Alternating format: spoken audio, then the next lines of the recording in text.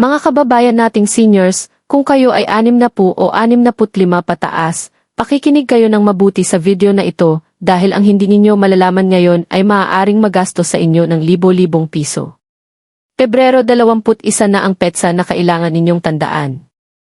Maraming senior citizens sa buong Pilipinas ang natutulog sa usaping ito, hindi nila alam na may pera silang naghihintay sa kanila, o mas masahol pa, hindi nila alam na maaari nilang mawala ang benepisyong iyon dahil sa isang simpleng pagkakamali. Hindi ko gusto na mangyari iyon sa inyo. Kaya nandito ako ngayon para makipag-usap sa inyo ng tapat, parang kaibigan na nakaupo sa tabi ninyo sa hapagkainan. Ang FACTI at ang ACITSU, ang National Commission of Senior Citizens, ay naglabas ng bagong abiso tungkol sa 6,100 na universal pension na dapat matanggap ng mga karapat-dapat na senior.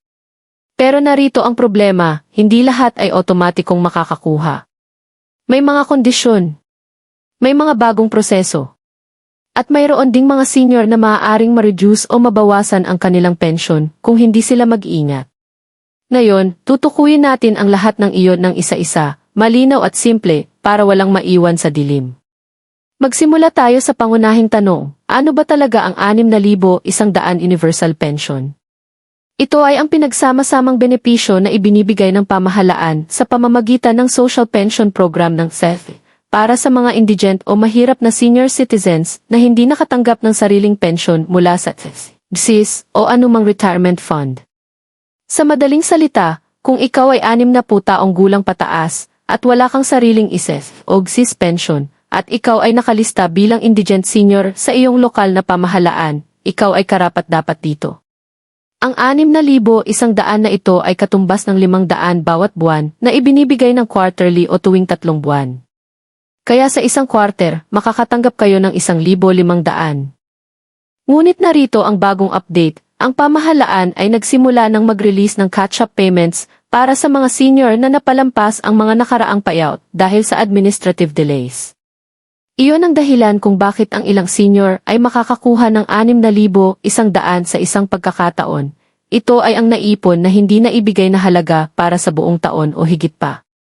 Bakit Pebrero 21?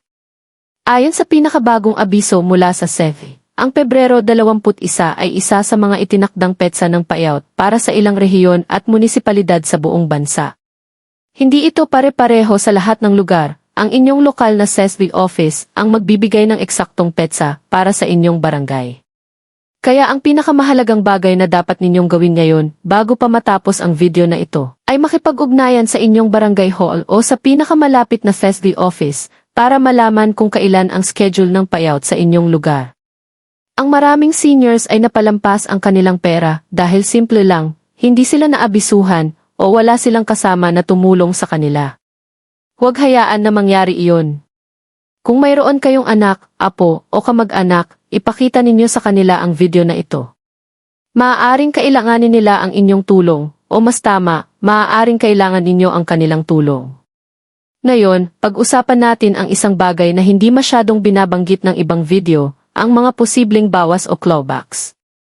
Ito ang mga sitwasyon kung saan maaaring bawasan o bawiin ng pamahalaan ang inyong social pension.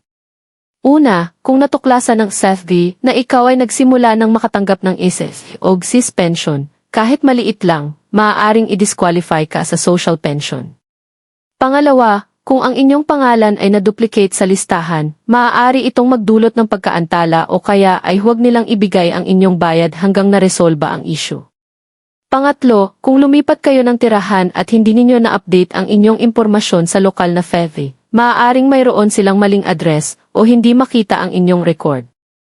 Ang solusyon ay simple pero kailangan ninyong gawin ito ngayon. Tiyakin na ang inyong impormasyon sa SEBU ay updated. Dalhin ang inyong valid V, proof of residence, at kung mayroon, ang inyong OSCA-Z. Pumunta sa inyong barangay at huwag hintayin na may lumapit sa inyo. Bukod sa 6,100 social pension, mayroon ding ibang benepisyo ang mga senior citizens na madalas hindi nila alam. Halimbawa, ang lahat ng senior citizens, mayaman man o mahirap, ay may karapatang mag-claim ng 1,000 na cash gift tuwing araw ng mga matatanda sa buwan ng Oktubre. Sa ilalim ng IHE 9,900 at 74 o ang Expanded Senior Citizens Act. Bukod doon, ang mga senior na miyembro ng PhilHealth ay may coverage para sa ilang outpatient at inpatient na serbisyo na hindi kailangang bayaran muli. Para sa mga DSS pensioner, alalahanin ninyong may 13D-month pension kayo tuwing Nobyembre. Para sa mga GSIS pensioner, may tinatawag na pension loan program kung saan maaari kayong humiram ng hanggang 100,000 na may mababang interes na ibabawas sa inyong buwanang pension. At para sa mga nakakalimot, ang SSA at GSIS ay parehong nag-aalok ng funeral benefit na maaaring makuha ng inyong pamilya kapag pumanaw kayo, na umaabot sa 20,000 hanggang 40,000 depende sa inyong contribution history. Hayaan ninyo akong ibahagi sa inyo ang ilang simpleng paraan para mapakinabangan ang bawat pisong natanggap ninyo. Una, kung kayo ay SSA pensioner, suriin kung ikaw ay karapat-dapat sa SSA pension loan para sa mga pensioner. Ito ay available online o sa pinakamalapit na SSA branch.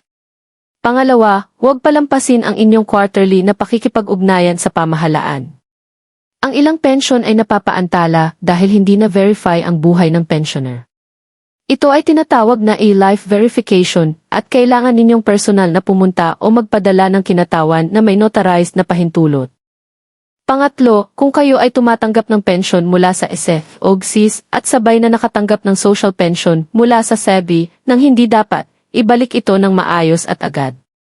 Mas mabuti na kayo mismo ang mag-ulat kaysa hintayin na matuklasan ito ng pamahalaan dahil mas malaking problema ang magiging resulta. Mga mahal na senior, ang pera na ito ay para sa inyo. Pinagsikapan ninyo ito sa buong buhay ninyo. Kaya naman, huwag ninyong hayaang lumipas ito ng walang ginagawa.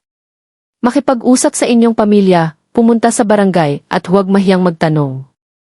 Ikaw ay may karapatan sa bawat sentimo ng benepisyong ito. Kung nakatulong sa inyo ang video na ito, ibahagi ninyo ito sa inyong mga kaibigan at kapamilya na senior din. Maraming tao ang nangangailangan ng impormasyong ito ngayon. At kung may katanungan kayo, ilagay ninyo sa comment section, nandito kami para tumulong. Mag-ingat kayo, mahal namin kayo at hanggang sa muli. Subscribe para sa mga pinakabagong update tungkol sa GSIS, Day, at lahat ng benepisyo para sa ating mga senior.